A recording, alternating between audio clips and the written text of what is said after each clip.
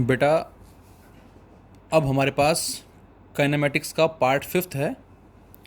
और कल जो हमारा लास्ट वीडियो था जिसमें हमने काइनेमेटिक्स पार्ट 4 को डिस्कस किया था, इसमें हमने स्टडी किया था अबाउट स्पीड। स्पीड क्या होती है, टाइप्स ऑफ स्पीड, जिसमें uniform speed, non uniform speed या variable speed, average speed as well as instantaneous speed के बारे में बात की थी हमने। और इस पे जो कॉन्सेप्ट हमारा होगा, जिस पे बेस्ड आगे क्वेश्चंस भी हमें मिलेंगे, उसके बारे में भी हमने डिस्कस किया था। तो हमारे पास फॉर्मूले आए थे। अब सेम इसी तरह से हमारे पास है velocity, types of velocity like uniform velocity, non uniform velocity, average velocity as well as instantaneous velocity. तो सेम एज इट इज़ इसी तरह से ही कॉन्सेप्ट चलेगा हमारा। बस फ़र्क यहाँ डिस्टेंस है, अब हम डिस्प्लेसमेंट के बारे में बात करेंगे। और इसी तरह से ही हमें बच्चों फॉर्मूलेज मिलेंगे जैसा कि हमें यहाँ मिले थे। एवरेज स्पीड के लिए फॉर्मूला क्या होगा, तो उसके लिए total distance travelled over total time taken, जिसको बेटा हमने S1 plus S2 plus S3 and so on over T1 plus T2 plus T3 की फॉर्म में लिखा था।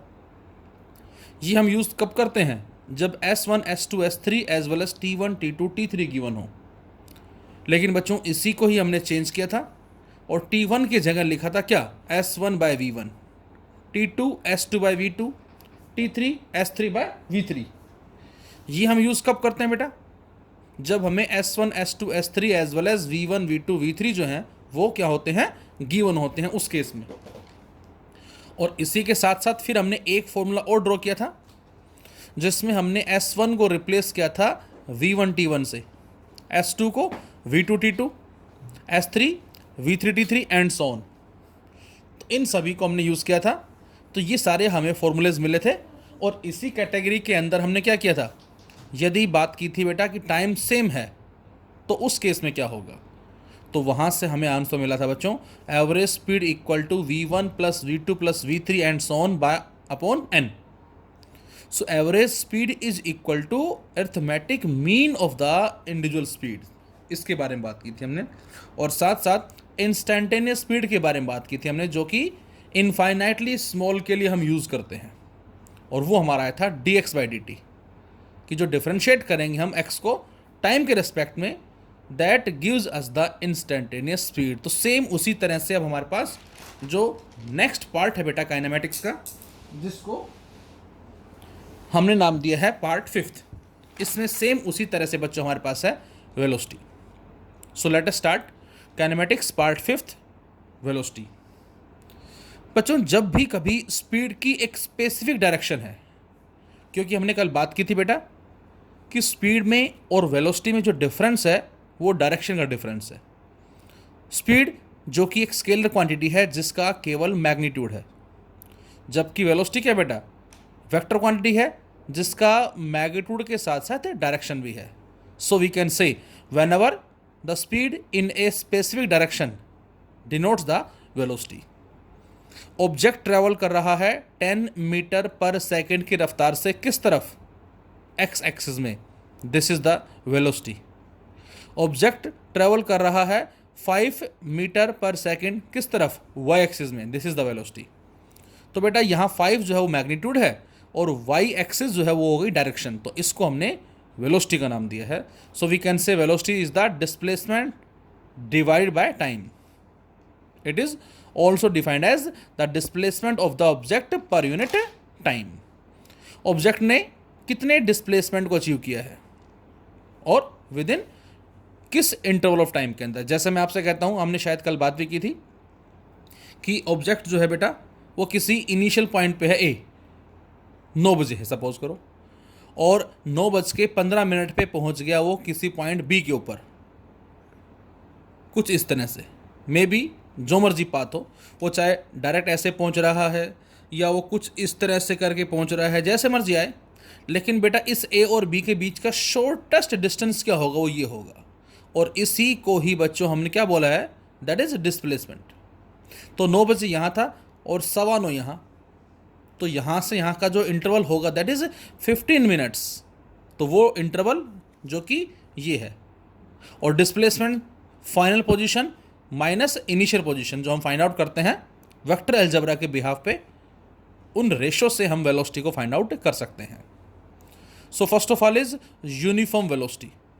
जैसे यूनिफॉर्म स्पीड थी बेटा, सेम उसी तरह से बच्चों है uniform velocity. So what is the meaning of uniform velocity? तो आंसर है an object is moving with a uniform velocity if it cover equal displacement in equal interval of time. यदि कोई ऑब्जेक्ट इक्वल डिस्प्लेसमेंट को achieve कर रहा है with in equal interval of time. जैसे हमने एग्जांपल कल वाला लिया, ए बी सी डी, हमने कुछ पॉइंट्स लिए बेटा, और इनके बीच का जो शॉर्टेस्ट डिस्टेंस है that is displacement, that is 5 we assume kilometre. और हमने माना कि ए से बी तक उस ऑब्जेक्ट को पहुंचने में 10 मिनट्स लग रहे हैं, सेकेंड केस में भी 10 मिनट्स और थर्ड केस में भी 10 मिनट्स। तो इसका मतलब ऑब्जेक्ट जो है वो एक यूनिफॉर्म वेलोसिटी से ट्रैवल कर रहा है, और ये हमें डायरेक्शन जो है वो गिवन है, से एक्स एक्सिस डायरेक्शन गिवन है, और इस डिस्प्लेसमेंट और टाइम के रेशो से क्या आ जाएगा, v आ जाएगा, और वो v जो यहाँ आएगा v1 v2 v3 all are equal, सारे सेम आएंगे बच्चों। So we can say the object is moving with a uniform velocity, equal displacement achieve कर रहा है बेटा, हर एक केस में टाइम इंटरवल भी सेम है, that is the uniform velocity. और अगेन यहाँ से जो स्लोप होगा एक्सटी ग्राफ से, वो हमें v के बारे में बताएगा। अभी इसके बारे में भी आज हम चर्चा करने वाले हैं। Second one is variable velocity, uniform as well as second one is variable, और हम क्या बोल सकते हैं इसको, हम नॉन यूनिफॉर्म, इसको हम नॉन यूनिफॉर्म वेलोसिटी का भी बच्चों नाम दे सकते हैं। तो इसमें आपको पता है यदि डिस्प्लेसमेंट सेम है तो टाइम अलग, और टाइम सेम है तो हम कह सकते हैं क्या, डिस्प्लेसमेंट अलग। तो यहां से लिखा हमने, if the object cover equal displacement in unequal intervals of time और unequal displacement in equal interval of time. यदि डिस्प्लेसमेंट सेम है बच्चों तो टाइम अलग अलग, और यदि टाइम सेम है तो डिस्प्लेसमेंट अलग अलग। तो इसका मतलब ऑब्जेक्ट जो है वो एक नॉन यूनिफॉर्म वेलोसिटी से या वेरिएबल वेलोसिटी से ट्रेवल कर रहा है, जो आपको साफ नज़र आ रहा है। इसमें ज़्यादा टाइम वेस्ट नहीं करेंगे हम। Next one is average velocity. अब एवरेज वेलोसिटी बेटा, जैसा कि मैंने अभी बताया आपको कि ऑब्जेक्ट इनिशियली पॉइंट ए पे था और पहुंच गया फाइनल पॉइंट बी पे। इनिशियल जो पॉइंट ए है उसका ओरिजिन के रेस्पेक्ट में जो पोजीशन वेक्टर है से r1, and the final point B having position vector r2 with respect to origin. तो अब इन दो पॉइंट्स के बीच का शॉर्टेस्ट डिस्टेंस जो है वो क्या होगा बेटा, that is A B vector, and this is known as displacement vector, और we can say delta R vector which is equal to r2 vector minus r1 vector using triangle law of vector addition. ये हम बात कर चुके हैं, एक बार फिर बता देता हूं। सपोज ये वेक्टर है ए या r1 वेक्टर, जहां पर बच्चों इसका हेड कंप्लीट हुआ है वहां से दूसरे वेक्टर की टेल स्टार्ट हो गई। अब इसका और इसका बेटा ये क्या हो जाएगा, resultant using triangle law of vector addition. ये r1 वेक्टर है, ये डेल्टा आर वेक्टर है, इसका और इसका r2 क्या कहलाएगा, resultant. So r1 vector plus में delta R vector equal to r2 vector. तो डेल्टा आर कितना आएगा, इस r1 को उधर ले जाएंगे हम, तो ये आ जाएगा बच्चों r2 vector minus r1 vector. और अब r2 r1 की वैल्यू रख दें हम, x2i plus y2j plus z2k minus x1i plus y1j plus z1k, और यहाँ से i कैप कॉमन आ जाएगा, x2 minus x1, j cap common, y2 minus y1। तो इसको हम सिंप्लीफाई करें तो ये आ जाएगा हमारे पास x2 minus x1 i cap plus y2 minus y1 j cap plus z2 minus z1 k cap, और x2 minus x1 we can write delta x i cap plus delta y j cap plus delta z k cap. तो ये हमारे पास आ गया displacement vector. तो अब average velocity क्या होगी बेटा, v average D R by D T. ये डी आर है, क्या करें, dt से डिवाइड कर दिया हमने। So delta X I plus delta Y J plus delta Z K divide by delta T. और इसको अलग अलग लिखना चाहें हम तो ऐसे भी लिख सकते हैं, delta X by delta T into I cap plus delta Y by delta T into J cap plus delta Z by delta T into K cap. And बच्चों ये क्या बन गया बेटा, ये बन गया वी एवरेज एक्स। ये D Y by D T क्या बन गया, वी एवरेज वाई। और ये क्या बन गया बेटा, V average Z. So the average velocity can be express as V average X I cap plus V average Y J cap plus V average Z K cap. और यदि आपसे कहा जाए बेटा कि इस एवरेज वेलोसिटी का मैग्नीट्यूड बताओ क्या होगा, तो हम इसको इस तरह से फाइंड आउट करेंगे, कोफिशिएंट ऑफ आई कैप का square plus coefficient of J cap का स्क्वायर प्लस कोफिशिएंट ऑफ के कैप का स्क्वायर और इस सारे का अंडर रूट। ये हम पढ़ चुके हैं वेक्टर अलजेब्रा में। तो ये हमारा 3D के रेस्पेक्ट में आ जाएगा। लेकिन जनरली हम जो बात करेंगे फिलहाल यहाँ क्वेश्चंस के बेटा, वो हमारे 1D के होंगे क्वेश्चंस, स्ट्रेट लाइन क्वेश्चंस होंगे। तो स्ट्रेट लाइन क्वेश्चंस के अंदर हम यूज करेंगे concept V average, that is x2 minus x1 upon t2 minus t1, और we can say delta x by delta t। So this is average velocity.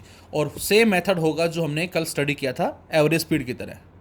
Simple s1 plus s2 plus s3। आपसे कहा जाए कि object गया a से b, फिर गया b से c, फिर गया c से d, इस तरह से s1 s2 s3 t1 t2 t3 ये आपको दे रखे। सपोज करें भाई 9 बजे चलना स्टार्ट किया, 9:15 यहाँ पहुँच गया, 9:30 यहाँ पहुँच गया, 9:45 यहाँ पहुँच गया, तो 15 मिनट्स जो है ये डिफरेंस चल रहा है।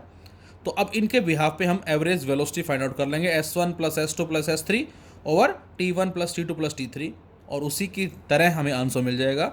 और ऐसे केसेस में बच्चों, पॉइंट टू बी नोटेड, ऐसे केसेस में बेटा जो मैग्नीट्यूड होगा एवरेज स्पीड का वो एवरेज वेलोसिटी के मैग्नीट्यूड के बराबर होगा।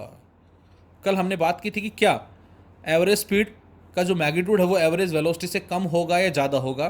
तो आंसर है कि एवरेज स्पीड जो है बेटा वो हमेशा एवरेज वेलोसिटी से या तो ज़्यादा होगी या उसके बराबर होगी। ऐसा क्यों कहा, जरा सोचे आप, ऐसा हमने क्यों कहा? तो ऐसा हमने इसलिए कहा बेटा कि जो डिस्टेंस होता है बच्चों, जो डिस्टेंस होता है वो हमेशा क्या होता है, greater than equal to delta R magnitude in case of straight line. जो डिस्टेंस है बेटा वो या तो बराबर होगा डिस्प्लेसमेंट के या उससे ज़्यादा होगा। बराबर कब होता है, स्ट्रेट लाइन मोशन में। और जब स्ट्रेट लाइन मोशन में डिस्टेंस डिस्प्लेसमेंट के बराबर है तो एवरेज स्पीड और एवरेज वेलोसिटी भी बराबर होगी। अदरवाइज एस डिस्प्लेसमेंट से ज़्यादा होता है, so we can say average speed is more than that of average velocity. Instantaneous velocity, the instantaneous velocity of an object is the again limiting value of the average velocity। या हम ऐसा भी कह सकते हैं the velocity of the object at any instant denotes the instantaneous velocity। instantaneous velocity of any object is the limiting value of the average velocity। बच्चों ये average velocity की लिमिटिंग वैल्यू ही होगी when the time interval approaches 0। जो हमने again कल बात की थी इसके बारे में, मैं फिर से एक बार रिपीट कर देता हूँ बेटा, कि हम पहुँचे सपोज ए से बी पे, ये रास्ता हो गया मे बी कुछ इस तरह से स्लाइटली कर्व पाथ, लेकिन ए से बी का शॉर्टेस्ट डिस्टेंस क्या होगा बच्चों, ये ए पे थे टाइम था टी, बी पे पहुँच के टाइम है टी प्लस डेल्टा टी, अब डिफरेंस डेल्टा टी हो गया। लेकिन यहाँ जो हम टाइम की बात कर रहे हैं वो वेरी वेरी वेरी स्मॉल है, इनफाइनाइटली स्मॉल है। अगेन हमने कल एग्जांपल लिया था, मैं फिर रिपीट करता हूँ कि यदि हम किसी बच्चे को 500 रुपये उधार दे दें और उससे कहें कि भैया हमें हर महीने आधे आधे करके वापस करते रहो, तो बेटा पूरी ज़िंदगी चली जाएगी, वो हमारे 500 रुपये वापस नहीं देगा। हिसाब लगाएं, 500 रुपये हमने दिए, नेक्स्ट मंथ उसने 250 हमें दे दिए, अभी 250 लेने और बाकी हैं। नेक्स्ट मंथ 125 रुपये दे दिए, 125 लेने और बाकी हैं। Next month 62 point something, next month 31 point something, next month 15 point something. तो ये इस तरह से सिस्टम चलता जाएगा और लास्ट में आंसर क्या मिलेगा हमें, 0.00000 समथिंग, जो कि जीरो को अप्रोच भी कर रहा है लेकिन एग्जैक्ट जीरो भी नहीं है, तो ये टाइम जो है ये बिल्कुल ही नेग्लिजिबल है, ना के बराबर है। और जिसको एक्सप्रेस करने के लिए हमने लिखा था delta T tends to zero, so D X by D T limit delta T tends to zero. तो ये हमारा जो आया ये फर्स्ट डेरिवेटिव है किसका, डिस्प्लेसमेंट का टाइम के रेस्पेक्ट में। तो सेम उसी तरह से हम इंस्टेंटेनियस वेलोसिटी जो है उसको फाइंड आउट करेंगे। अभी हमने बात की कि जो एस जो है बेटा वो या तो इक्वल होगा या ग्रेटर देन होगा magnitude of displacement. Straight line motion में एस और डेल्टा आर बराबर होंगे और इसका मतलब एवरेज स्पीड एवरेज वेलोसिटी से बराबर होगी। लेकिन जनरल यदि हम बात करें तो जनरल हम लिखेंगे average speed is greater than equal to the magnitude of average velocity. एक बड़ी इंपॉर्टेंट बात बच्चों, जो अक्सर हमें HC वर्मा में जो क्वेश्चंस दे रखे हैं या इसके अलावा और भी बहुत सारे क्वेश्चंस हैं, उनमें अक्सर इंस्टेंटेनियस वेलोसिटी की डायरेक्शन के बारे में पूछता है। अब ज़रा सोचें, ये पॉइंट A है जब ऑब्जेक्ट ने चलना स्टार्ट किया और ये पॉइंट B है। अब जो इंस्टेंटेनियस वेलोसिटी है जिसमें डेल्टा टी क्या है बेटा, जीरो, तो सेम इसी इंस्टेंट पे नेग्लिजिबल टाइम कुछ चला, ऑब्जेक्ट जो है भाई सपोज 9 बजे यहाँ पर था और बिल्कुल नेग्लिजिबल टाइम में, ना के बराबर टाइम में कुछ चला। जब कुछ चलेगा तो उस केस में डिस्टेंस और डिस्प्लेसमेंट दोनों बराबर होते हैं। और यहाँ पर जो हम टेंजेंट ड्रॉ करेंगे इस पॉइंट पे, वो टेंजेंट बच्चों हमें देगा डायरेक्शन इंस्टेंटेनियस वेलोसिटी की। तो मैं आपसे कहूँ यहाँ बताएं तो आंसर होगा यहाँ पर ये टेंजेंट देगा डायरेक्शन, यहाँ बताएं ये टेंजेंट देगा डायरेक्शन, यहाँ बताएं ये टेंजेंट। तो किसी भी पॉइंट पे जो टेंजेंट ड्रॉ करेंगे बेटा वो हमें क्या देगा, डायरेक्शन देगा किसकी, उस पॉइंट पे वेलोसिटी की। और इस टेंजेंट के कॉन्सेप्ट को हम यूनिफॉर्म सर्कुलर मोशन में भी बड़े अच्छे से स्टडी करेंगे। तो यहाँ पर हम बोलेंगे एस और डेल्टा आर जो है मैग्नीट्यूड दोनों का बराबर है। सो अलोंग द टेंजेंट जो है हम इसकी डायरेक्शन को फाइंड आउट करेंगे। So this is velocity, uniform velocity, non uniform velocity, average velocity as well as instantaneous velocity. अब जरा कुछ हम क्वेश्चंस देखते हैं सिंपल सिंपल, और उसके बाद फिर हम असाइनमेंट के थ्रू थोड़ा से कॉम्प्लिकेटेड क्वेश्चंस को सॉल्व करेंगे। कर सकते हैं आप, इजी है। A car covers first half of the total distance with a speed of 54 kilometre per hour and the second half with a speed of 72 kilometre per hour. Find average speed of car. आपसे कह रहा है बेटा एक car जो है वो पूरी जर्नी का जो हाफ डिस्टेंस है, अब पूरी जर्नी का डिस्टेंस हमने s मान लिया बच्चों, तो हाफ कितना होगा s/2 और नेक्स्ट हाफ कितना होगा s/2। तो s/2 अचीव कर रही है 54 किलोमीटर पर आवर की रफ्तार से और नेक्स्ट s/2 अचीव कर रही है 72 किलोमीटर पर आवर की रफ्तार से।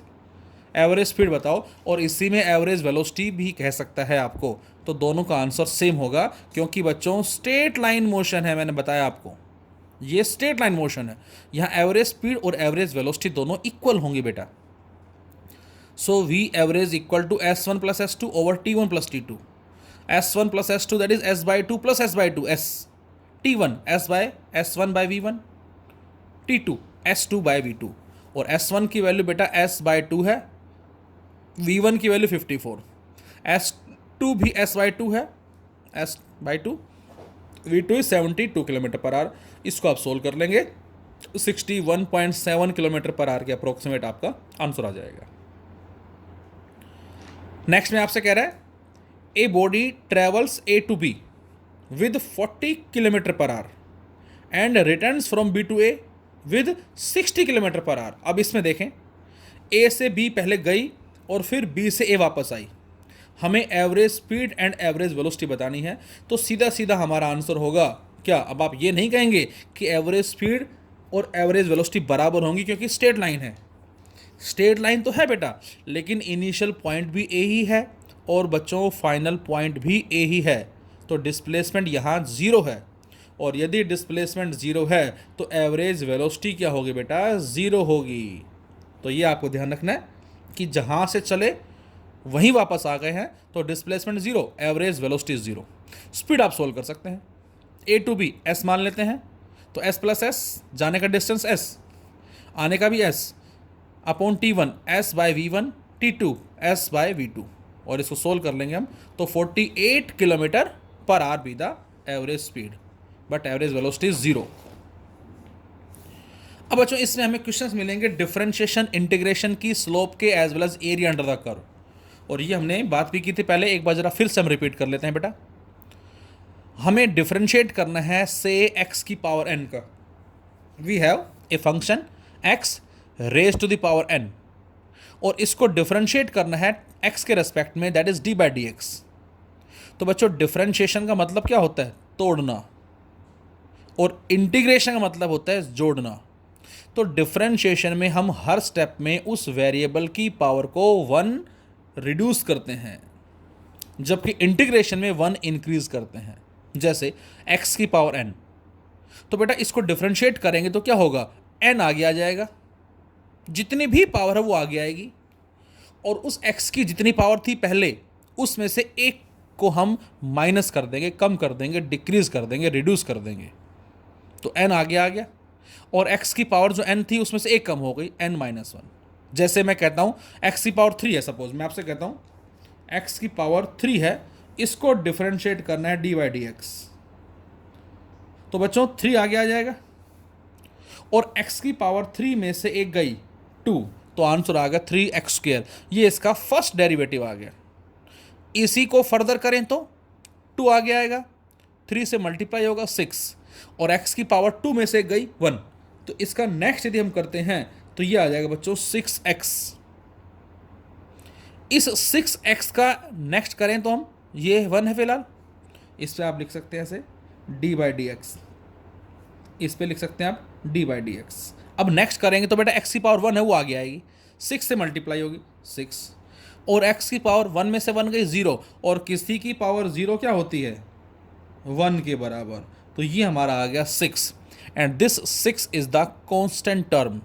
अब यदि बच्चों मैं आपसे कहूँ इस 6 का डिफरेंशिएट करो, तो अब इसके साथ आप क्या बोलेंगे? x की पावर 0 है, और जब 0 आगे आएगा 6 से मल्टीप्लाई होगा तो क्या हो जाएगा बेटा? 0 हो जाएगा। तो ये भी आपको याद रखना है कि हर कांस्टेंट टर्म का डिफरेंशिएशन जो है बेटा वो 0 होता है। तो यहाँ x की पावर n आगे आ गया, x की पावर n माइनस 1, जैसे मैंने लिखा x की power 3/2 d by D x.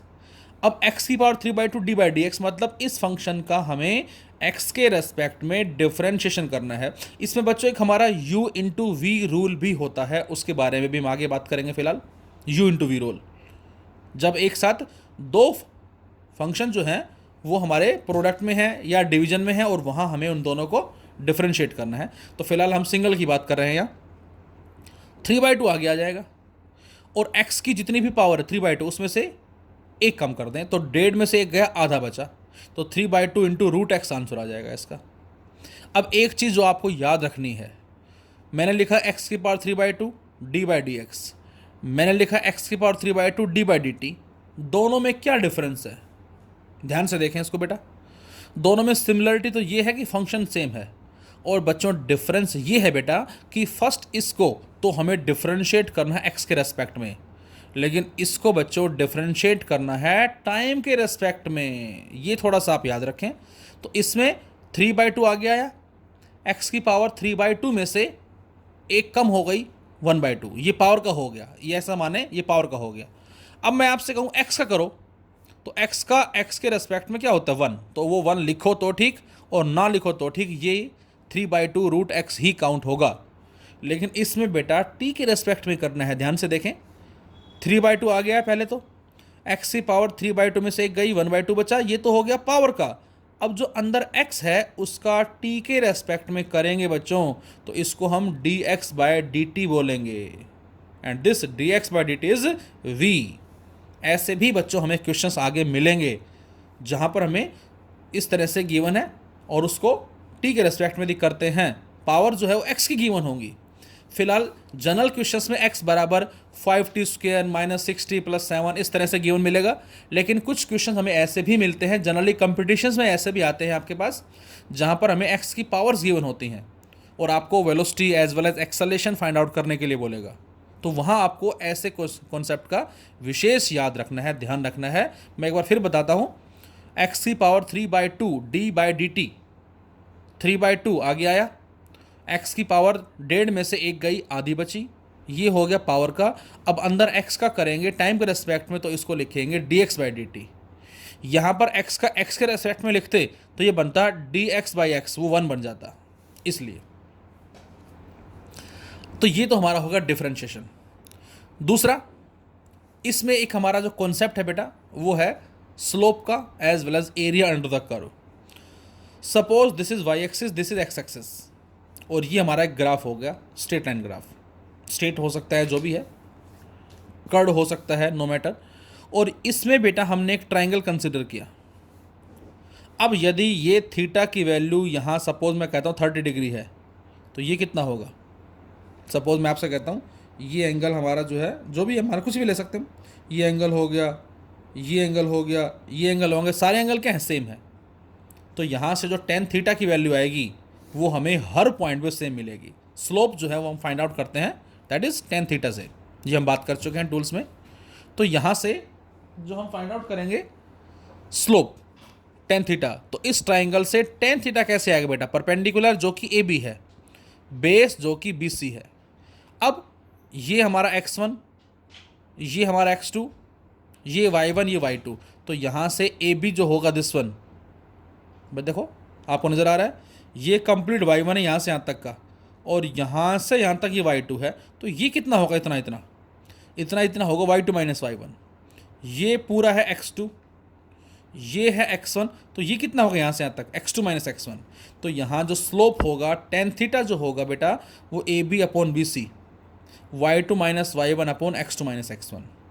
Similarly इसी तरह से बच्चों यदि हमें xt ग्राफ दे दे इस तरह से, और इसमें हमने क्या ले लिया बेटा? एक ट्राइंगल कंसिडर किया, देख सकते हैं आप ABC उसी तरह से। तो इस ग्राफ से स्लोप, अब ये टाइम हमने मान लिया T1 है बेटा, ये टाइम हमने माना T2, मतलब T1 टाइम में पार्टिकल यहाँ पहुँचा और T2 टाइम में पार्टिकल यहाँ पहुँच गया। तो ये T1 में है, ये T2 में है, तो यहाँ से यहाँ तक पहुँचने में कितना टाइम लिया? ये टाइम कितना होगा? इसको बोलेंगे हम T2 माइनस T1, ये टाइम। अच्छा, ये उसका x2 कोऑर्डिनेट है, ये उसका x1 कोऑर्डिनेट है, तो यहाँ से यहाँ तक ये कितना होगा? x2 minus x1। तो इस बार परपेंडिकुलर है x2 माइनस x1, बेस है T2 माइनस T1। तो स्लोप कितना है बच्चों? tan theta x2 minus x1 upon T2 minus T1। ये आ गया यहाँ से। तो इसका मतलब ये हुआ कि ये हमारा जो xt ग्राफ है, पोजीशन टाइम ग्राफ है, इससे हम स्लोप जो फाइंड आउट करेंगे वो स्लोप हमें क्या देगा? स्पीड या वेलोसिटी देगा। इससे जो स्लोप फाइंड आउट करेंगे बच्चों, ये आपको याद रखना है, जब भी आपको xt ग्राफ देके v पूछता है तो हम उस ग्राफ से स्लोप कैलकुलेट करेंगे, tan थीटा कैलकुलेट करेंगे। ये इस बात का मतलब है। जैसे मैं आपसे कहता हूँ, सपोज ये हमें ग्राफ दे रखा है बेटा कुछ इस तरह से, this is 30 degree and this is 60 degree, ये A और ये B, and this is dt graph. हमें डिस्टेंस टाइम ग्राफ दे रखा है, दो कार है, एक कार A है और एक कार B है, और कार A और B का डिस्टेंस टाइम ग्राफ दे रखा है, ये एंगल 30 60 डिग्री।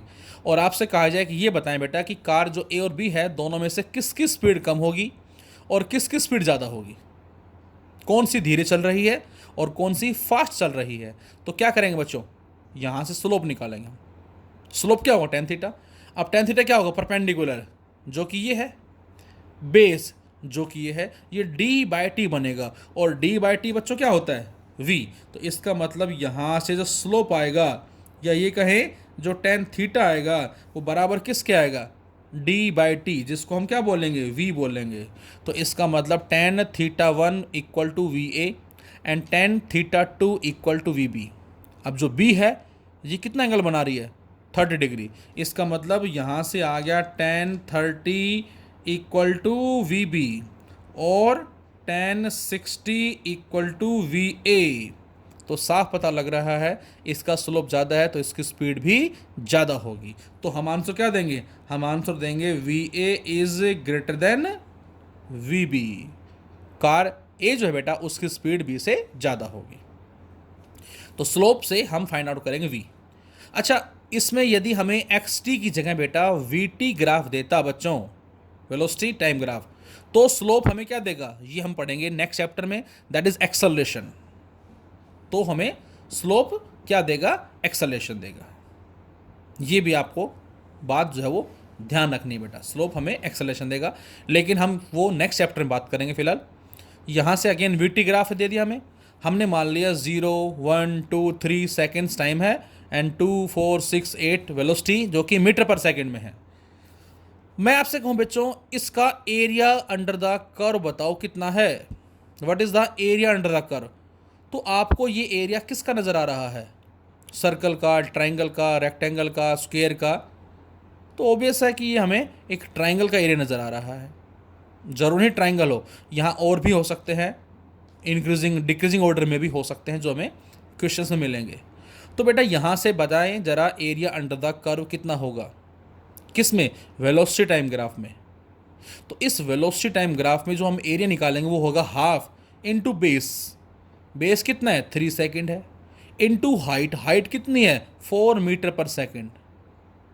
इस सेकंड से ये सेकंड कट जाएगा, इस 2 से 4 कट गया तो ये आ जाएगा 6 मीटर। और बच्चों 6 मीटर, मीटर किसकी यूनिट होती है, डिस्प्लेसमेंट की।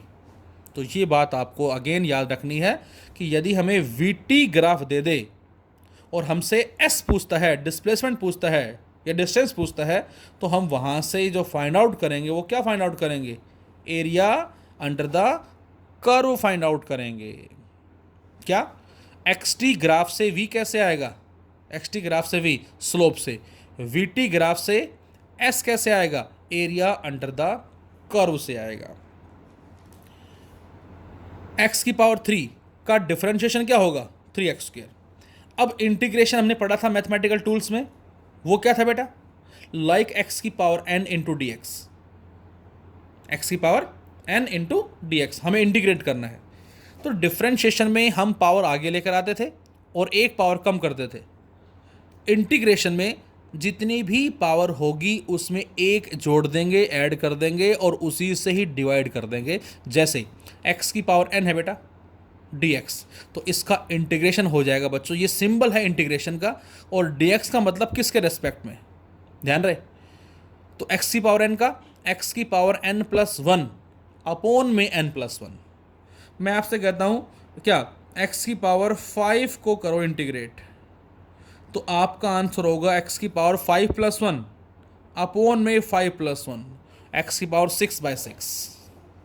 मैं आपसे कहता हूँ x की पावर 3 का डिफरेंशिएट करो, डिफरेंशिएट 3 आ गया, x की पावर 3 में से गई 2, 3x²। तो x की पावर 3 का डिफरेंशिएशन 3x² आ गया। मैं आपसे कहता हूँ बेटा 3x² को इंटीग्रेट करो बच्चों, तो 3x² into D x integrate करेंगे तो x की पावर 2 में एक जोड़ दें, x की पावर 3 अपॉन 3, और ये 3 से कट गया, क्या मिल गया हमें x की पावर 3। मतलब ये कि x की पावर 3 का डिफरेंशिएशन 3x² है, लेकिन बच्चों 3x² का इंटीग्रेशन क्या होगा x की पावर 3। यहाँ से पता लगता है कि डिफरेंशिएशन और इंटीग्रेशन एक दूसरे के रेसिप्रोकल है, उल्टे हैं। इसका ये डिफरेंशिएशन, इसका ये इंटीग्रेशन। तो इसका मतलब ये हुआ कि जब भी हमें एक्सटी ग्राफ दे दे और v पूछता है तो हम स्लोप निकालेंगे। जब भी हमें वीटी ग्राफ दे दे, s पूछे तो हम area under the curve calculate करेंगे। कब, जब ग्राफ गिवन है। जब भी हमें बच्चों एक्सटी इक्वेशन दे के v पूछे तो डिफरेंशिएशन करेंगे, डिफरेंशिएट करेंगे। और जब भी हमें वीटी इक्वेशन दे के s पूछे तो उसको बच्चों हम इंटीग्रेट करेंगे। तो ये बात भी आपको ध्यान रखनी है। अब जरा हमने एग्जांपल लिया, सपोज एक से x = 6t की क्यूब प्लस में 7t², और आपसे कहा जाए find out the velocity v find out करो। मे बी टाइम गिवन हो सकता है कोई आपको, तो हमने इसको क्या करना है, डिफरेंशिएट कर देना है। करें differentiate v, that is dx/dt। अब 6t की पावर 3 है, 3 आगे आएगा, 6 से मल्टीप्लाई होगा 18, और t की पावर 3 में से एक कम हो गई 2, 18t की पावर 2 प्लस 7t² है, 2 आगे आएगा और 7 से मल्टीप्लाई होगा 14t, और 2 की पावर t की पावर 2 में से एक गई 1, तो आंसर आ गया 18t² प्लस में 14t। T, this is the V velocity. लेकिन मैं अब आपसे ये कहूँ बेटा कि इस इक्वेशन को इंटीग्रेट करो। ध्यान से देखें, इसका ये डिफरेंशिएशन आ गया, अब इसको इंटीग्रेट करना है हमें। किसको? dx/dt जो कि 18t² + 14t है, जो कि वेलोसिटी है, इसको इंटीग्रेट करें हम। तो हमने क्या किया, इस dt को उधर लेगा राइट साइड में, तो dx बराबर किसके आ जाएगा, 18t² प्लस में 14t इंटू dt। इंटीग्रेट कर दें हम, dt को इसके साथ मल्टीप्लाई कर दिया, इसके साथ कर दिया, अलग अलग कर दिया हमने। तो dx का x बताया था आपको, dx क्या है, एक स्मॉल टर्म है x में, स्मॉल स्मॉल स्मॉल स्मॉल ऐसे 5, 7, 10, 15, 20, 25 जितने भी हैं सबको एडअप करेंगे तो टोटल हमें x देगा वो 18t² इंटू dt। अब 18 एज इट इज बेटा, और t की पावर 2 का इंटीग्रेशन t की पावर 3/3, और ये से कट जाएगा 6t³ प्लस 14t है इंटू dt। अब t की पावर 1 है बच्चों यहाँ, तो t की पावर 1 + 1 अपॉन 1 + 1, तो t की पावर 2/2, 2 से कट जाएगा 7, तो 6t की पावर 3 प्लस में 7t², वापस वही मिल गया हमें दोबारा से। तो इसलिए मैंने कहा था आपसे कि जब भी हम इस एक्स टी में इक्वेशन दे के v पूछते तो डिफरेंशिएट करेंगे। ये आप मान लें vt इक्वेशन है, इस vt इक्वेशन से x कैसे आएगा, इंटीग्रेशन से आएगा। तो यही पॉइंट मैंने पीछे लिखा है जो आपको याद रखना है बच्चों। xt ग्राफ से v आएगा स्लोप, vt ग्राफ से s आएगा area under the curve, xt equation से v आएगा डिफरेंशिएशन, vt इक्वेशन से s आएगा इंटीग्रेशन। अब ये आप कर सकते हैं question, x = 8t - t², calculate instantaneous speed at t = 1 second. 1 second पे हमें इंस्टेंटेनियस स्पीड जो है वो फाइंड आउट करनी है। कर दें डिफरेंशिएट इसको, dx/dt 8t का 8, t² का 2t, और t को पुट कर दे फटाक से 1, कितना आ गया 8 - 2 that is 6 metre per second with the instantaneous speed. vt graph दे दिया आपको, 0, 2, 5, 10 ये टाइम दे रखे हैं, और ये 20 मीटर/सेकेंड वेलोसिटी दे रखी है। कुछ ग्राफ ऐसे है, फिर ऐसे है, फिर ऐसे है। आपसे पूछा है find out the distance between 0 to 5 and 0 to 10 second. हमें 0 से 5 और 0 से 10 के बीच में क्या फाइंड आउट करना है बेटा, डिस्टेंस फाइंड आउट करना है। अब आप खुद सोचें, इस vt ग्राफ से s कैसे आएगा बच्चों, area under the curve, triangle, rectangle, triangle. पहले केस में 0 से 5 का पूछा है, तो आप केवल ये 2 area under the curve calculate करेंगे, ट्राइंगल का, रेक्टेंगल का, दोनों को ऐड कर देंगे और वो आंसर आ जाएगा 80 मीटर। और सेकंड केस में 0 से 10, ट्राइंगल, रेक्टेंगल, फिर ट्राइंगल, तीनों को जोड़ देंगे, वो आ जाएगा 130 मीटर। इस तरह से इसको हम फाइंड आउट करेंगे यहाँ से। Thank you.